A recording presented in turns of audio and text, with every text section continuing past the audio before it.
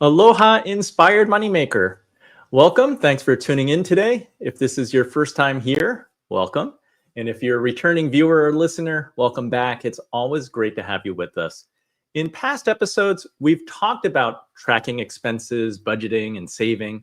But let's be real. Making more money can change everything.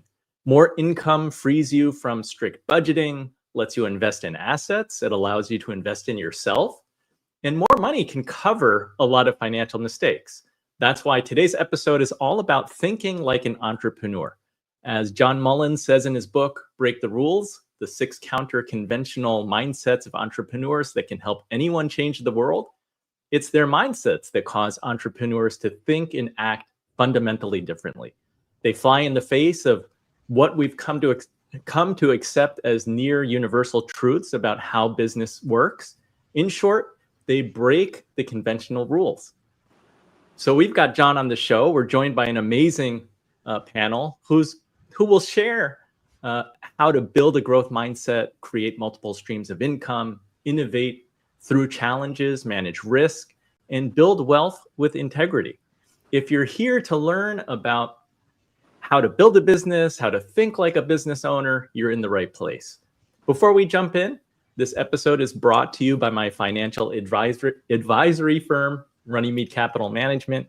I want to invite you to take advantage of our 3-minute financial plan. Head over to inspiredmoney.fm/getplan. It only takes 3 minutes and you'll get an output with a personalized snapshot to help you kickstart your financial journey. Don't miss it and do the plan, and then we can have a conversation after. Now, let's welcome in our expert panelists for today's discussion. As I said, we have John Mullins. He's Associate Professor of Management Practice at London Business School. He's an award-winning expert in entrepreneurship with 20 years of executive experience, including founding 2 ventures and taking one public. He's the author of influential books, such as The New Business Road Test and Break the Rules, providing groundbreaking insights into assessing entrepreneurial opportunities and adopting unconventional mindsets for success. John, welcome. Thank you, Andy. It's great to be here. Excited to have you. I'm scanning to see, because we're waiting on one more guest. Let's go to Rachel Renock. She is a former advertising creative for big brands like CoverGirl and Hershey's. She's the co-founder and CEO of Wethos, a vertical SaaS product with pricing intelligence that's aimed at helping freelancers make more money. Wethos currently serves nearly 100,000 businesses and is licensed by major distribution partners like US Bank and Payoneer. She has raised over $14 million in VC funding for the company and has been featured in Forbes, TechCrunch, Business Insider, and the New York Times. Rachel, so glad that you could join. Yeah, thanks for having me. I feel like that always sounds a lot cleaner than it was the reality. So it definitely was messier than that, but thank you. It's never a glide path to the moon, is it, Rachel? We look forward to hearing all the behind the scenes and messiness. We have Leslie Walton. She's entrepreneur success manager at Determination Inc. and founder of A Sense of Change, where she empowers women and minority-owned businesses through financial education and entrepreneurial guidance. With a background in accounting and business, along with over a decade of experience in 120 plus workshops, Leslie is instrumental in helping communities and returning citizens achieve sustainable business growth and personal empowerment. Leslie, welcome. You want to just tell us what that means, returning citizens? It's those that are formerly incarcerated. Many of the guys and gals that come home maybe have been incarcerated some 20 plus years. You know, some maybe a few years, but it's those that were formerly incarcerated. So it's really good work and amazing to see that type of entrepreneurship, because I understand how difficult it is to get a job coming out of prison. Oh yeah. Noble work, Leslie.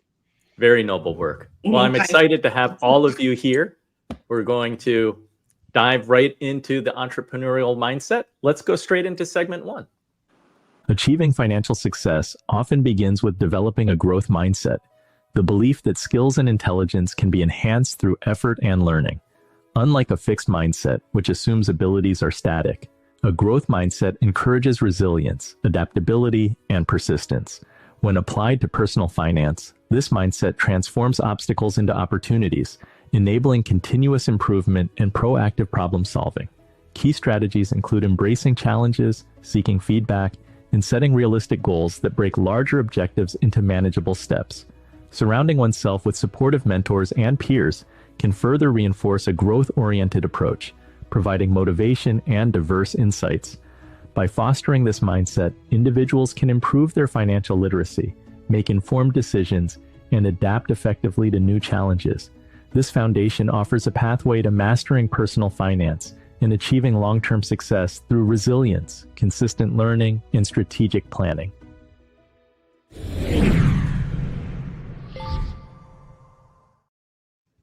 John, kick us off. In your book, Break the Rules, you mentioned how successful entrepreneurs think differently from their peers. What are key differences that we can emulate to increase our odds for success? Well, it turns out, Andy, there are 6 entrepreneurial mindsets that I talk about in the book, and I expect some of them will feel familiar to our other guests today. The 6 of them are saying, yes, we can. So when somebody asks you for something that's outside what you've done before, you don't have to say, oh no, we don't stick to what we already know. We'll figure out a way to do something new. And that's very different than big companies who are told to stick to their knitting and say no to stuff like that. So that's one. Another one is focusing on problems instead of products. So I call it problem first, not product first logic. A good entrepreneur solves problems, and that's what he or she does for his customers. And boy, that's really going to be clear as we go through our conversation today.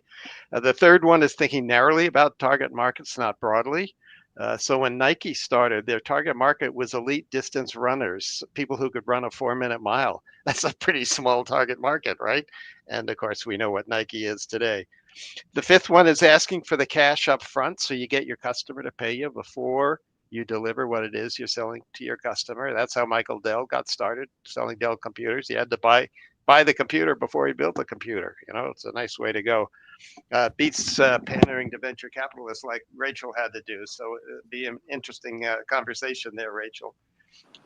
And then the sixth one is beg, borrow, but don't steal. So, often entrepreneurs can get the assets they need by borrowing them from somebody else or renting them or whatever. You don't necessarily have to invest everything up front, which is what big companies usually think you have to do. And then, of course, there's never ask permission. Entrepreneurs don't ask permission. They just get on with things. And if they have to ask forgiveness a little later, they do that. So lots more we could say about those things, but I don't want to monopolize the conversation here, Andy. Rachel, does that resonate? Because I know that you and your co-founder worked in advertising. Can you talk about your mindset shift that took place going from employee to freelancer to entrepreneur? Yeah, for sure. I definitely agree with how that was sort of listed out. I think for me, definitely a focus on problems, just seeing sort of how the agency operated and, what was working, what wasn't working, and just feeling like, I think that we can do this better ourselves. We left and we started our own freelance studio that ended up growing really fast. So we did about 1.4 million in revenue in about 18 months. But that's when Claire and I found out how hard it was to scale a service-based business. And so I definitely resonate with this idea of being adaptable, saying yes. A lot of what we were able to accomplish with that small studio was because people were coming to us with things that were maybe outside of our wheelhouse. And so we were putting together these project-based teams for our clients, which enabled us to win bigger contracts and bring in more revenue more quickly. And so, I definitely have a lot of different experiences around, when to say yes and also when to say no, which is also super important. And I think over the years, I've sort of sharpened my ability to make those judgment calls in a better way. Did you have that skill when you were young? Because I guess observing, I feel like many of us, we will notice a problem, but few of us take action and actually do something about it. Yeah, and honestly, I mean, I went to art school originally, so I definitely didn't expect to be running a software company. But I think for me, just seeing sort of like the operational challenges, and I don't know, something about having sort of like, I was 25 at the time, the sort of naivete of, I think we can do it better, and being able to just take that leap and being able to fail, I think was really, really important. And so for me, it was about just setting myself up with enough cash that I had at least 6 months of rent in my bank account, and I had that amount of time to make it work. And unfortunately for me, that's the best way that I operate, which is sort of trial by fire. When you sort of have to overcome things and you have to get through it because you have to make it work, that tends to be a muscle that I've flexed a lot, I guess. Leslie, what's your experience? I know that you've given workshops, you work with many different types of entrepreneurs. Mm-hmm. What are your observations, like common mindset shifts that you see really make a big difference? The biggest mindset shift I feel that has to happen is those not trying to put themselves in other people's success boxes. It really has to be where the goals you're setting for your company or the goals that you want to have for that business are always personal. It has to also be a thing where it's really kind of on your own path. Like we all may have a company that may be similar to someone else's, but our reason or our why behind it may definitely be different than someone else. And so I'll see a lot of frustration, especially when I'm working with those that are coming out of prison. They automatically assume that they have to set their goals the same as someone else's. And when they don't meet it, well, then that's when they feel frustrated. So my biggest thing is to always make sure whatever it is that you're setting up, to make sure that that is personal and that you know your why and your purpose behind that. And you really start aligning those goals of that company, with your personal values outside of that. Very important to individualize your goals and not be overly focused on the rest of the world. Yeah. As it was mentioned, right? It always looks really clean when you read the bio, but the reality is not like that. For sure. I also just touching on what you said last about aligning your business with your values. That was one of the biggest reasons why I left my job in advertising. It just didn't feel like there was an alignment between this type of creative work that I really wanted to do and what I was doing. And that conflict became like almost too large for me to ignore, which, sent me out on my own, and we were able to sort of set our own values and our own standards. And that alone just made me much happier, even though I was obviously not making a lot of money at all for a while. John, any tips on taking the leap, taking action? Well, most people who want to be, first of all, being an entrepreneur isn't for everybody, right? Not everybody wants to take the risks, because we know what the prior odds are. Most entrepreneurs fail. And so you're probably going to have to pivot, as they call it. You're going to have a plan A that you start with, but you may end up with a plan B. I think it'd be interesting to hear about the pivots you have made, Leslie, as you went along, and Rachel, you too.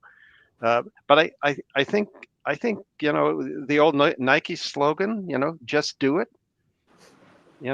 Get on with it. You can do it. Everybody puts their pants on one leg at a time, and it's amazing what motivated people can do when they set their mind to it. And there's something to be said about not being overly concerned about perfection, right? No, perfection is the enemy of good. Just ship it, you just got to ship it and as fast as you can and see what people do with it. I think that's definitely a big lesson that we've learned. And then you learn. Yeah. All right. Just ship it. That's a good one. That's a good one. So with that, let's go to segment 2. Creating multiple income streams can help achieve financial stability and growth, widely used by entrepreneurs to minimize risks and maximize earning potential. Diversifying income sources provides a cushion during economic downturns, as income from one stream can offset the shortfall in another. This approach not only enhances financial security, but also offers flexibility, and for some, even the freedom to pursue personal interests beyond a single job. Income streams can vary. Passive sources include royalties, investment dividends, and rental income.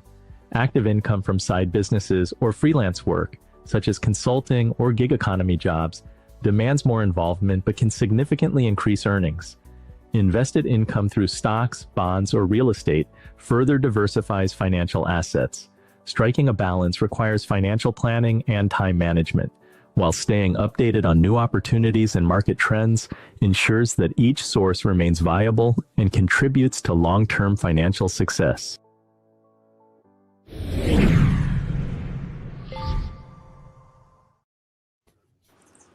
Leslie, can you share a story of someone who you've seen successfully transition from one main source of income to multiple streams through your programs?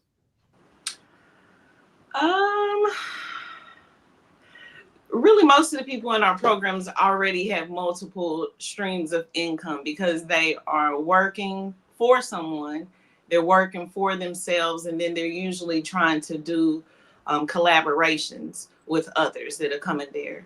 What I've told them, what they do with that is that you really have to be intentional with that additional income, because it's really easy to burn yourself out if you make sure what you're doing for that additional income has some type of synergy connection to what you're doing in other areas, or it supports you making that exit to focus just on that one thing.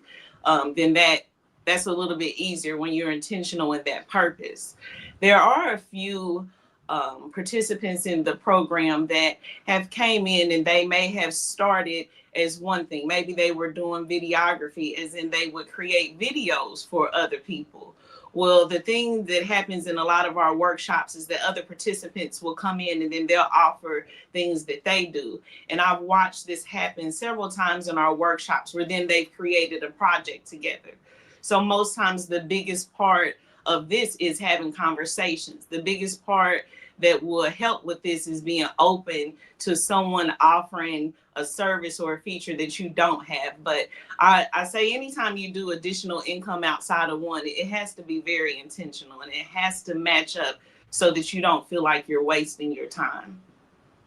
I want to turn it to you. How do you manage your time? Because you have multiple streams of income. Yeah, I told you it's magic. I just use magic. There's like all this magic that I just sprinkle on it. No, I communicate. Okay, so like I have to communicate with others that I am very driven, that I am very passionate, and that I focus on my purpose. So that way no one is giving me pressure on why I'm doing so much. I set it up where I balance and I decide what's important to me. I'm not using anyone else's measurement for success. So I might like working 12 hours, on projects. I might like working 3 jobs. This is still an area where it still has to be personal for me, because my OCD behavior towards finances and working may drive the average person crazy, but it works for me. So that's really the only way I can do it. It has to stay focused on what I want. Love it. John, what does the evidence suggest? Should entrepreneurs aim to build multiple streams of income, or do they risk spreading themselves too thin? Actually, Andy, this is an area where I'm going to challenge you and push back a little bit. Eventually, you may well get there, but at the beginning, it's really tough to figure out the one thing you can do for your customers that they're willing and able to pay for. And until you really get that figured out, the last thing you want to do is diversify yourself and try and do multiple things at the same time. So I think of the Airbnb guys, for example. At the beginning, they found friends in San Francisco who had spare couches and extra bedrooms and stuff, but they served only convention goers, only in San Francisco at the beginning, until they figured out how the model worked. And it was only when they went to the Democratic National Convention, where Barack Obama got nominated in 2008, that they really got on the radar. And I think of Phil Knight and Bill Bowerman, who built Nike. It was 5 years before Phil Knight could quit his day job as an accountant. 5 years trying to sell better running shoes to elite distance runners, these people who could run a 4-minute mile. But when those runners started winning marathons, then everybody else who was a runner said, oh, maybe I want Nike shoes. And once they got to that point, they learned how to design shoes in China or Japan. They'd learned how to import them. They'd learned how to use athletes' input to not only design the right shoes, but endorse them. And at that point, it was pretty straightforward to say, well, let's call John McEnroe and do tennis. And then they called Michael Jordan and did basketball. But you don't want to do those two things too soon. You got to start by being really laser focused and figure out something that's going to work. And then once you get it working, and maybe Rachel, you could speak to this, then maybe that's time to figure out what else you can do for your customer. Yeah, for sure. We've gone through a lot of evolutions of our business model over time, honestly. From the early days, it was purely a service-based business. We were making money by billing our clients a certain amount, taking a margin, and then paying out our contractors. And that business, like I said, grew really fast, but it was very hard to scale. And through that, we really found that when the pandemic hit in 2020, a lot of people got laid off. And in my field, when you get laid off in advertising, you're freelance now. And you post on LinkedIn, oh, I guess I'm freelance now. And a lot of your clients end up coming from your network.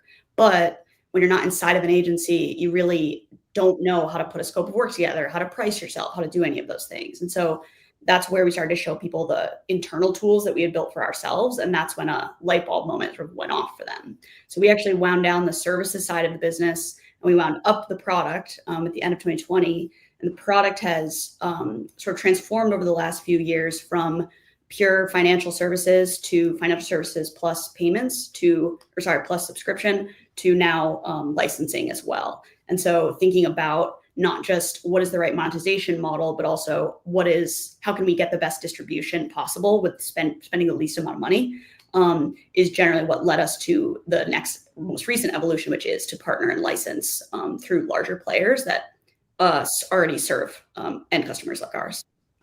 Yeah, talk a little bit more about the licensing. Does that just give you better distribution? Yeah, so essentially a lot of these financial institutions have hundreds of thousands, if not millions, of end customers that are independents, freelancers, or small studios. Leslie, actually what you were talking about earlier, people sort of teaming up with each other for different projects. That's exactly what people on our platform do. We call it a virtual studio. And it's basically where you kind of scale yourself up and down based on the projects that are sort of coming across your desk. And so from our perspective, with a lot of these companies that have these end customers, they're only really capturing sort of a small percentage of their volume. But if they were to able to offer more software, more like further up the stack than just payments and banking, which is sort of at the end of the workflow pain points, then they can increase their engagement and their stickiness and ultimately help their customers make more money. And when their customers make more money, we all make more money, which is obviously like a win-win-win all around. And we give those licenses become more accessible. The software becomes more accessible to people because our partners actually pay for the licenses on behalf of the end users.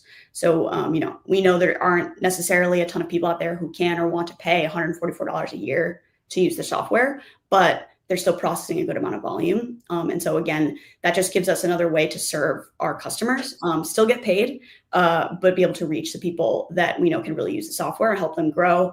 And eventually we'll be there for them as they sort of transition and grow their business and scale up into teams. Makes sense. Anybody else have anything to add on this segment? I'll just say quick, I talk to a lot of people because I work with a ton of freelancers. I talk to a lot of people who have multiple income revenue streams. I definitely agree it could be a bit of a double-edged sword depending on the stage that you're at in your business.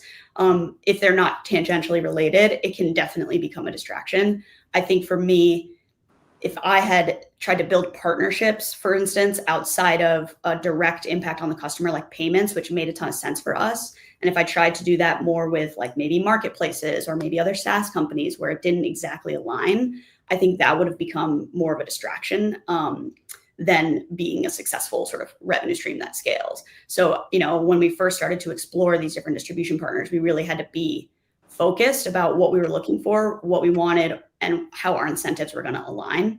And so I think from a small independent business standpoint, I think it is good to diversify your revenue streams. But, to everybody's point, if you're doing too much with very little, you can spread yourself too thin. And before you know it, you're just sort of treading water, hoping and praying that you're going to stay above it. So alignment is important. For sure. Incentive alignment and how you make money and the product that you have and the value that it provides. There has to be a sort of an intersection around that.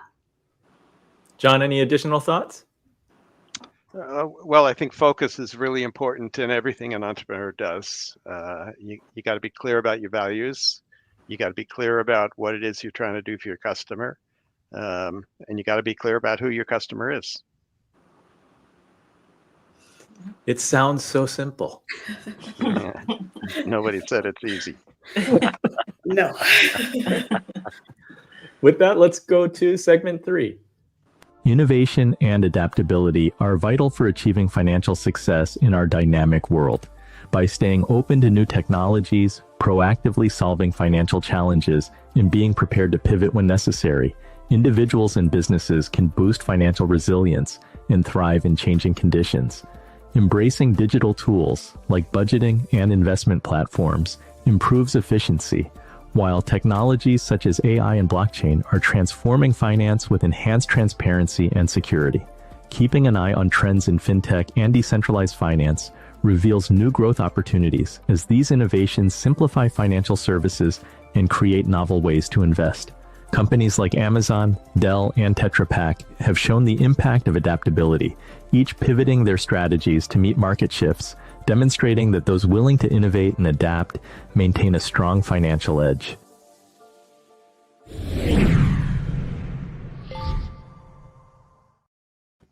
Rachel, you already talked a little bit about how you transitioned your business from services to software. Can you talk about how innovation and I guess technology really played a key role? Yeah. So we just happened to hit this timing in a really effective way. And it wasn't necessarily because I had some like master plan. I mean, the pandemic hit and it just happened to be the type of sort of crisis that forced everybody inside and everybody to be online. And so suddenly the idea of like working remotely, teaming up together, doing things virtually became a lot more mainstream. Pre-pandemic, about 5% of the US workforce is working remotely. And post-pandemic now, even as the numbers have settled in, it's still around about 30%. And so that is like a major cultural shift. So for us, we were really looking at like the question I think I always am asking myself is why now? Why now? Why now? Why now? Why us? Why now? And I think that when that happened, we saw a big opportunity to help basically all the people that were coming out of the sector and ending up independent, increase their earnings, win bigger clients, et cetera. And so that pivot over the course of the year, in the moment, I saw a big opportunity. And I thought that we could scale in a much more meaningful way by like releasing the software versus being limited by just a purely service-based business. All that being said, this was super risky. The company has nearly run out of money probably at this point, maybe like 3 to 4 times. We've made it through those things, but the transition is definitely not easy. And you have to sort of just be confident, almost a little bit delusionally optimistic that you're gonna, make it through. I would say like there's a fine line between optimism and delusion. And, you got to make sure that you've got the right team around you. If you do have a team that is able to also just withstand that kind of uncertainty and is able to get up and keep moving things forward, one day, one email at a time. So pivots are definitely never, ever easy. But if you see what we saw was a bigger opportunity that was very much tangential to what we were already doing. And with all that combined, plus sort of the environment that was changing, it made a lot of sense to just take a big swing. And I'm happy to have made it out the other side, but it was definitely pretty rocky. Is it emotional? Is there an emotional toll getting through those tough times? Or is being delusional, does that help shield you? Yeah. They say like 2 truths can exist at one time. That's sort of how you have to get comfortable living. There is like the existing present day truth. There is sort of the future truth that you want to create. And then there is sort of like that outside perspective of what other people may think is going on. And so I think for me, it's really just been about staying grounded, trying to stay grounded in enough reality that we're not making ridiculous decisions and taking big swings that are just super high risk. But at the same time, we're not just playing it safe. Otherwise, we wouldn't be able to hit sort of growth goals that we were looking for. So yeah, I think from like a mental health standpoint, it was definitely hard. I have a co-founder that certainly helps. But I've just had to sort of develop kind of a mental fortitude, get comfortable with a lot of uncertainty. And I have sort of my routines and mantras that help me sort of set my mindset right every day and be able to navigate a lot of those difficult situations and conversations. Leslie, give us a glimpse into your entrepreneurial world, the entrepreneurs that you work with, whether it's minority, women-owned businesses, or ex-prisoners. What kind of businesses are they running? And I'm just curious, like, how innovation and that comes into play. So initially there were like a lot of people that were trying to start nonprofits when they were coming right out of prison. I think they were under the assumption that just nonprofits were going to be given money. I think the best and the worst thing that happened for a lot of businesses was COVID. It exposed a lot of areas that had gaps. It showed where a lot of people were just doing the bare minimum. And so what I would ask a lot of our participants to do is to really use that time as a superpower, like look at where they fell through the cracks and then apply that to your business. But the first thing I had to do was really talk with them, like, are you really embracing technology? Are you really embracing things that are going to help your company? Because, that mindset sometimes will stop others from progressing and from going to the next level because they're just used to doing it how they've always done it. And so that's usually the biggest part that I'm having to do is to get people to be accountable, get people to be adaptable, get them to understand that these are things that are tools to help. So a lot of the guys now are more service-based businesses. There are a couple of roofing company businesses that are multi-million-dollar companies. There are a few that do contracting. And what I ask them to do is figure out a way to streamline a lot of your services. Figure out what it's like to be on the other side, and then you'll see maybe what type of technology you need to add in there. If it's difficult for you, it's difficult for them. And so really that's the thing. What can I do to be prepared if another COVID happens? That's usually one of the questions that I ask now. It used to always be, what are you going to do if Oprah calls you or she goes like to your website? Like, how do you get prepared for something that's so totally outside of what you normally do? And so I think, like I say, COVID was the best, worst thing that kind of happened for businesses anyway, that were able to thrive during this time because they would have technology already incorporated, or they were already willing to be open to try something new. So that's really the biggest thing I think I have to focus on with a lot of my participants, is the ability to be adaptable. It's good to know that we can learn. Old dogs can learn new tricks. Oh, we can improve our adaptability. For sure. I guess sometimes it's just survival. Oh, yeah. Thrive or die. Yeah. John, how do entrepreneurs find unfair advantages to act upon? Well, they do that by finding a compelling problem that a group of customers has that they can solve better than is being solved currently. There's a venture capital investor, a longtime one in California, named Vinod Khosla.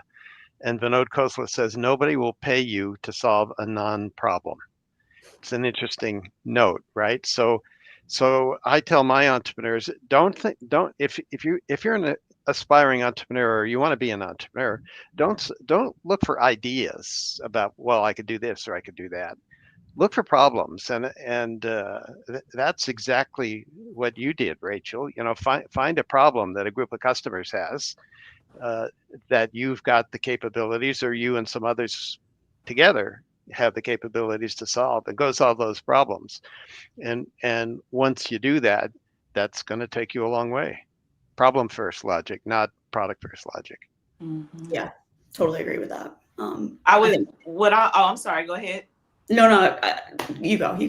I was just gonna say what comes to mind also, like when you say that, John, is that there was a local vodka company. For the life of me, I can't think of their name right now. But during the pandemic, of course, they weren't shipping out vodka like they were selling to local restaurants.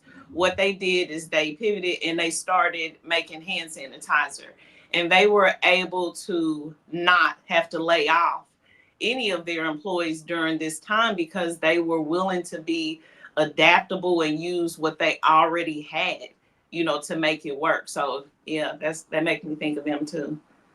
Yeah. Adaptability is a crucial attribute of most entrepreneurs. And there's this myth, I think, that what entrepreneurs do is just have this incredible amount of tenacity, and they keep going and they keep going and they keep going, and they have to knock down the brick wall that stands in front of them. The good ones find a way to get around that brick wall and say, okay, what do I have to tweak here? Randy Commissar and I wrote a book in 2009 called Getting to Plan B. And we did that because the reality is most of the time, Plan A isn't exactly what's going to take you where you want to go.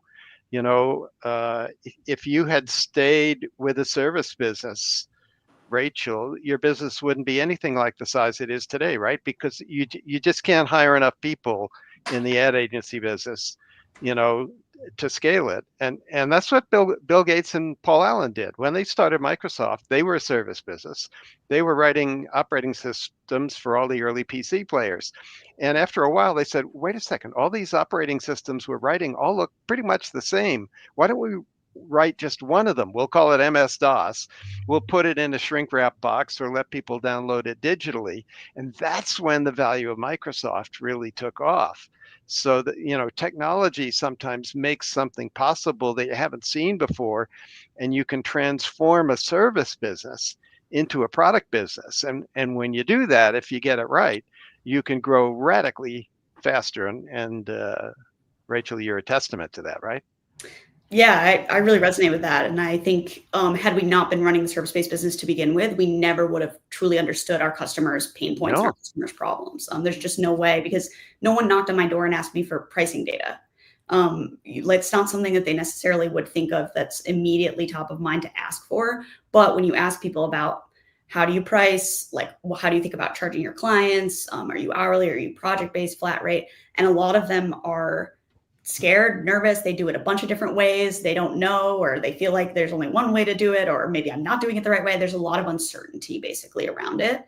And to me, that emotion of, I always say, money and feelings, it really does have a huge impact. And I think that when you can solve that for people, and when you can give them the confidence to price accurately and at market rates, and high enough.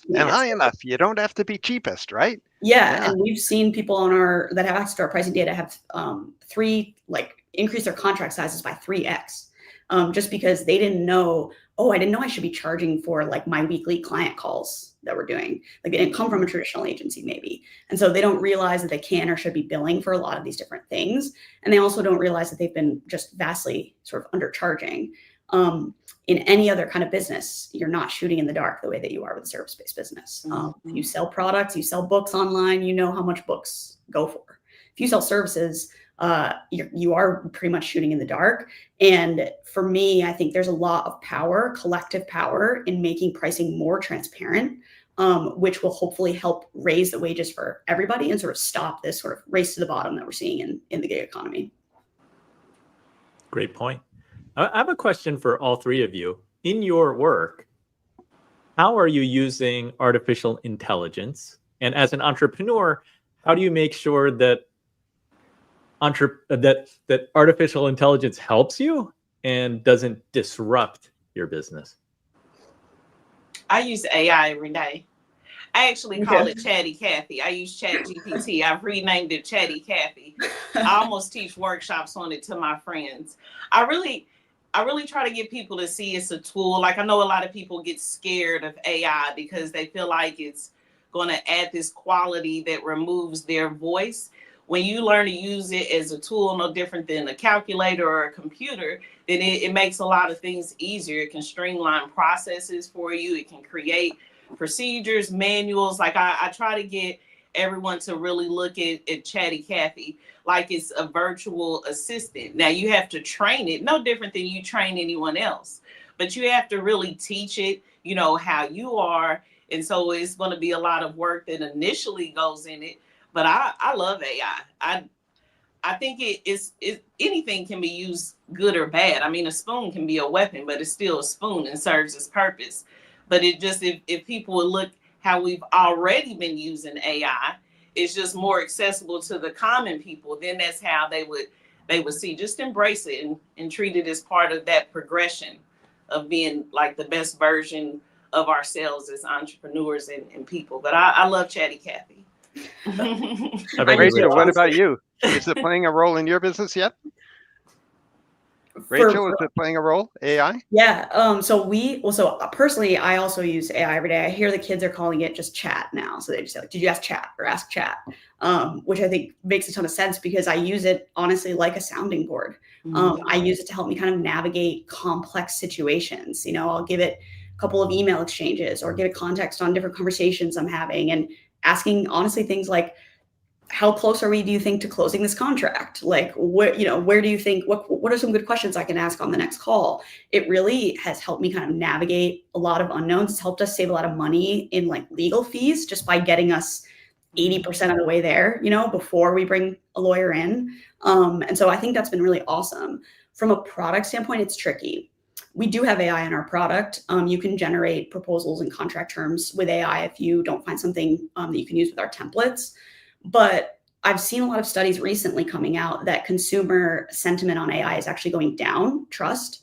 And so it turns out that when you sort of lead with marketing around AI, people actually tend to trust it less, at least right now, just because a lot of these models are still kind of up in the air about where they're getting their data from and is it accurate. And so we try not to lead with it in messaging. It's a tool, it's part of the platform that can help you, but it's not the center of it. And I think that's like, you know, calling it software. Like AI is just a part of it and a part of the tooling, but it itself is not AI, if that makes sense. How about you, John?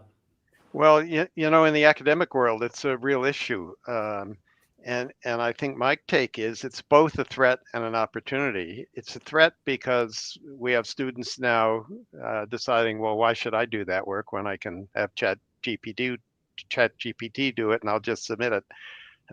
So we're all really concerned about students cheating themselves, really, out of opportunities to learn because they take shortcuts and use AI rather than developing their own critical thinking skills.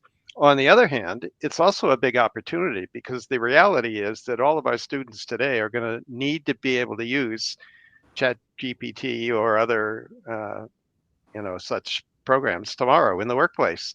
And so we've got to begin to prepare them for how do you query better. So the output you get out of these tools is a function of the quality of the queries you put in. And there's a skill there to learn.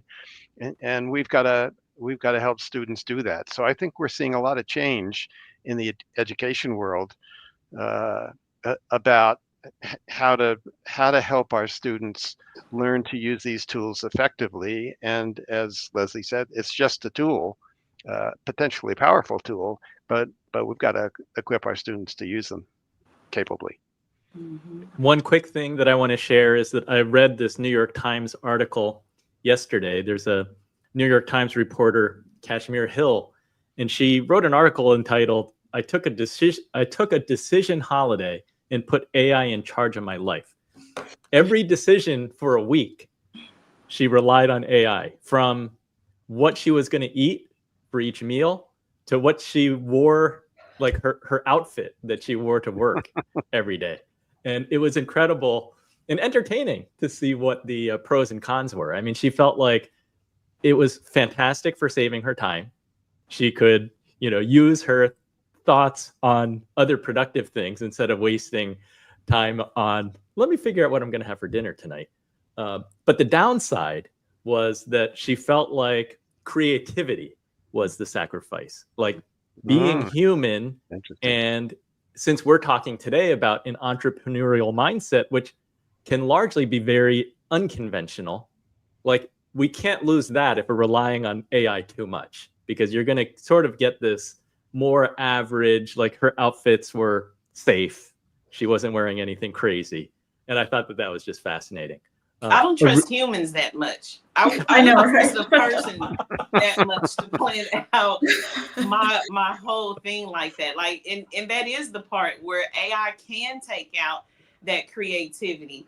But what that does is it exposes that.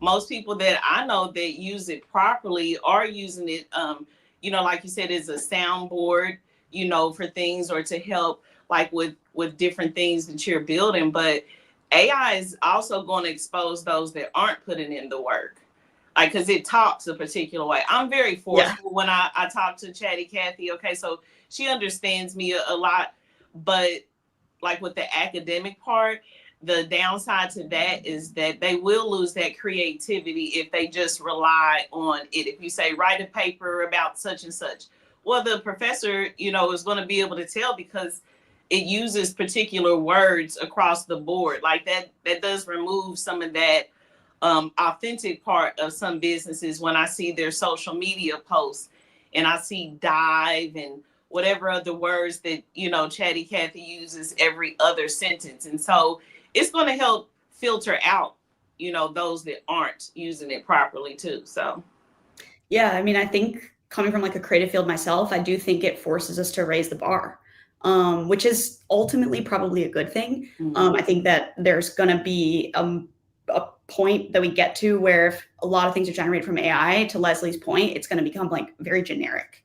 It already sort of is, right? It's just kind of spitting out like a very generic kind of version of whatever you're asking it for. And to me, actually, where the critical thinking comes in with this tool is asking it the right questions. So a lot of people say, and Johnny said this about the prompt engineering and helping them understand how to write prompts.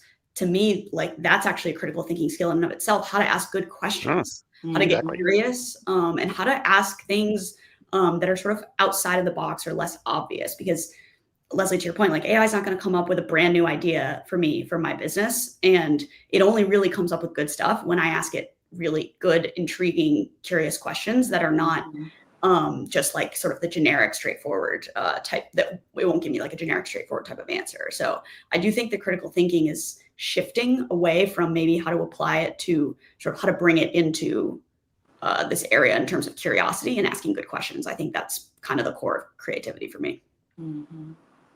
Love it. Let's go to segment 4. Managing financial risk is a fundamental aspect of achieving long-term success. Understanding and assessing financial risks allows individuals to make informed choices and reduce unexpected setbacks. Financial risks can be divided into 2 types: systematic risks, which impact the entire market, like economic downturns or inflation, and unsystematic risks, specific to a company or industry. Recognizing these distinctions can help in preparing effective strategies to mitigate their impact. Risk management techniques include diversification, which spreads investments across various assets, regions, and industries. Hedging with financial instruments like options and futures offers protection from market volatility, while insurance products provide security against significant losses due to unforeseen events. Balancing risk and reward are essential in financial planning, and factors like personal risk tolerance and time horizon shape these decisions. By understanding the trade-off between potential returns and associated risks, individuals can navigate uncertainties and build a resilient financial future.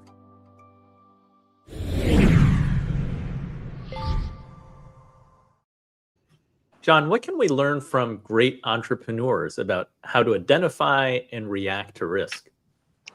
Yeah, it's a really good question, Andy. In Break the Rules, I argue that the 6 mindsets are what help entrepreneurs manage and mitigate risk. There's one of the big myths about entrepreneurs is that they're big risk takers. But if you ask them and you study their behavior, they're not really. What they are is they're really good risk managers. Their job is to find the risk and offload it onto an investor or a customer or somebody else. They don't want to take the risk. And what I teach my students is there are actually 2 kinds of risk. There's commercial risk, which is the risk that the cash flows, the future outcomes, the sales and the revenue, and hopefully some profits, actually don't come about. That's the commercial risk. There's financial risk, which is the risk that if you take on debt and you can't pay back that risk, then you're in deep trouble with the holder of that debt. What I tell my entrepreneurs is you shouldn't take on high levels of both of those kinds of risk at the same time.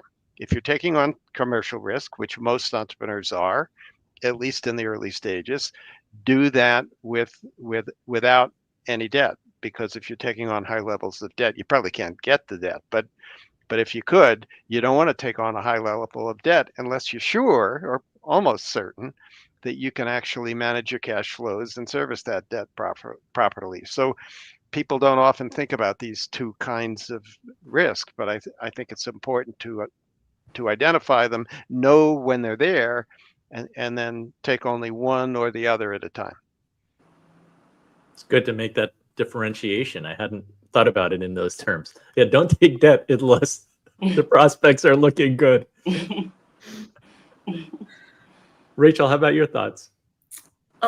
Yeah, I mean, access to capital is like one of the biggest struggles I think most entrepreneurs have. When I started the company, I didn't even know the difference between a VC and an angel investor, honestly.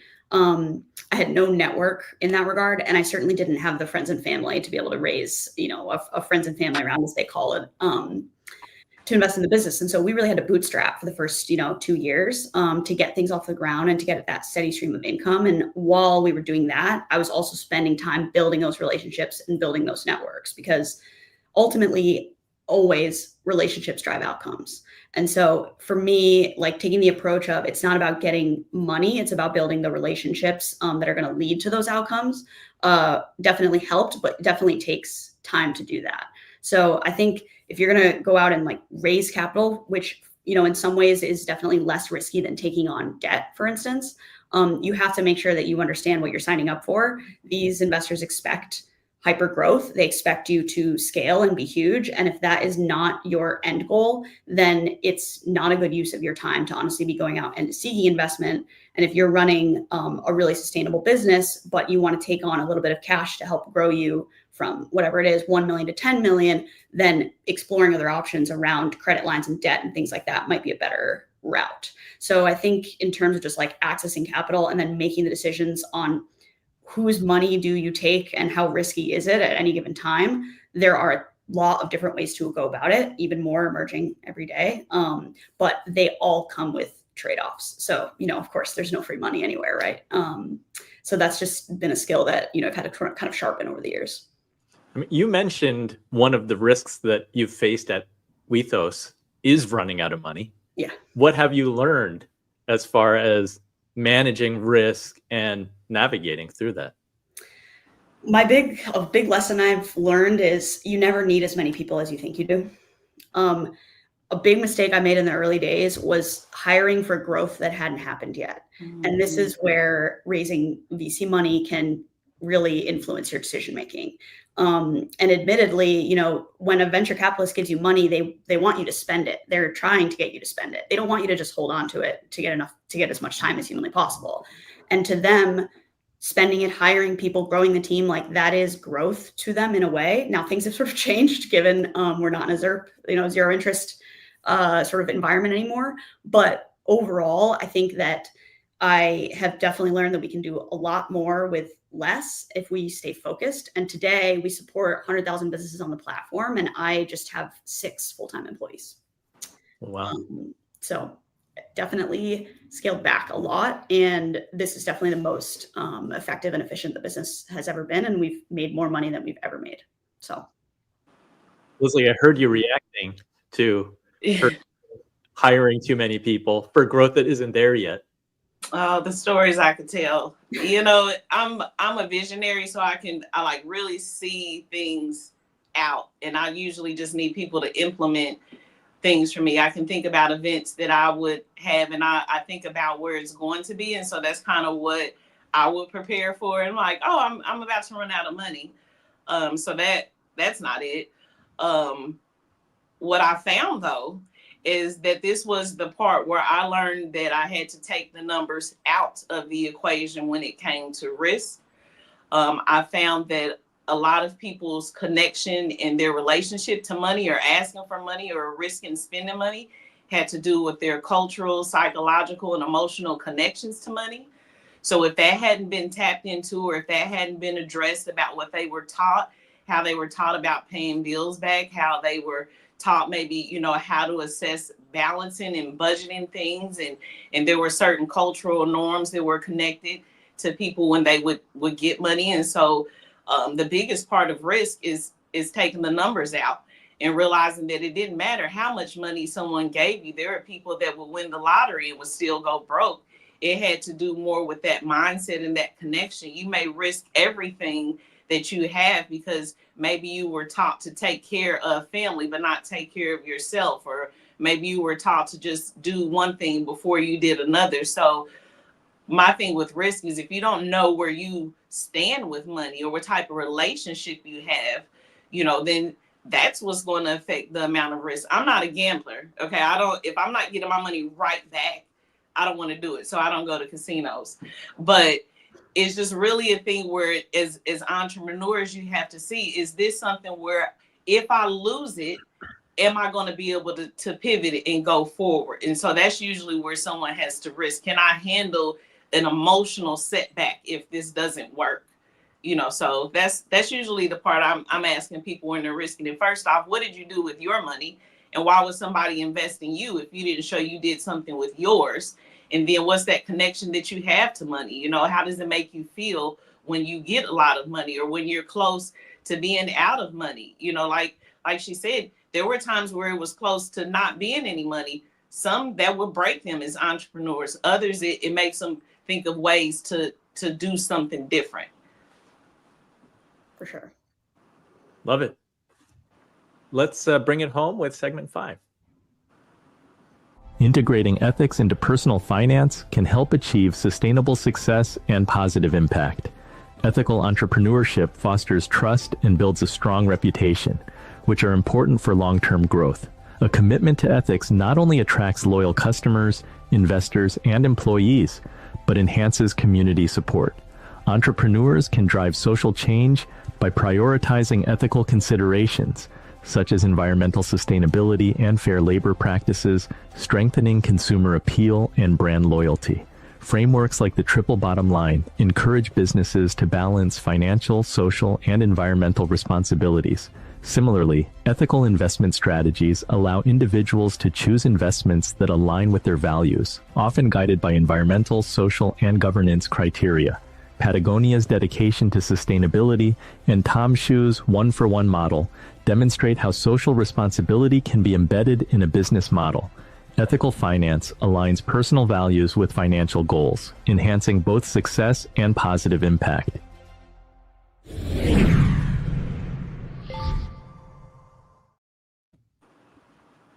Leslie, can you talk about, because the work that you do, working with ex-prisoners, working with minority women businesses, talk about the importance of doing good, having purpose in your work.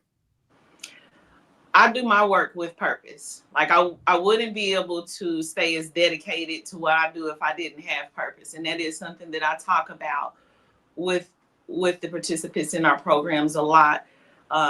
Character is really big on that, because sometimes they are being judged by their past, those that are coming home from prison. What I let them know is that it matters what you do when no one's looking. It matters if you are a service-based contracting business, if you're going to use supplies that are less than par just to save money, or if you have a restaurant business and you're going to get something that's not up to standards just to, get by. People are going to notice that, but it says a lot about your personal character, and it says a lot about you and how you'll conduct business. So if someone's sneaky before they get into business and they're shady before they get into business, I'm under a firm belief that they may take those same practices into their company. Like that's the character of you. You are your brand, especially when you're building that.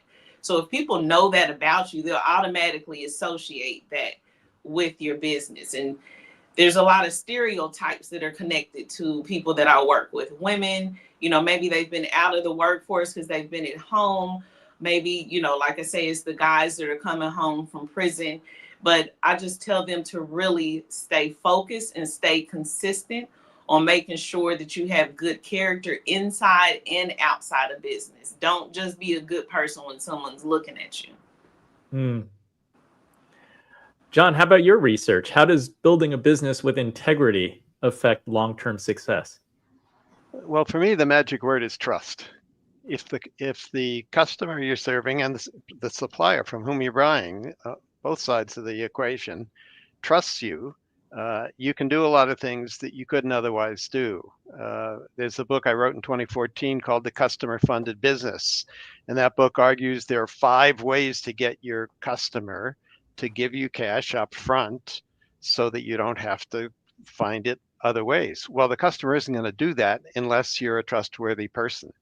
Michael Dell, 19-year-old freshman at the University of Texas, got people to send him money for a new personal computer before he'd built it. Well, he had to be a trustworthy individual to do that.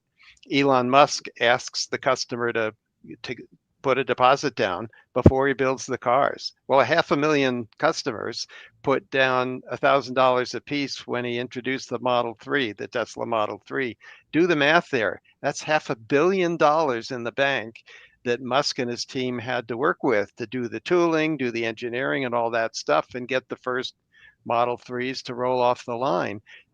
That wouldn't have been possible if the customers didn't have trust that $1,000 was safe. So for me, it's all about trust. Great point. Yeah, I think I totally agree with that. For us, we've sort of seen this happen in a bunch of different ways. I think I totally agree with Leslie's point about like your business will become whatever your values are, honestly, whether you like it or not. And so for us, I think there was a few particular moments that stick out in which we've had to make a decision and understand our values to the point of being able to drive us in that decision. So one of them is around our pricing data. We really wanted to introduce price transparency into this market. And so the way that we did that is by publishing all of our own data first.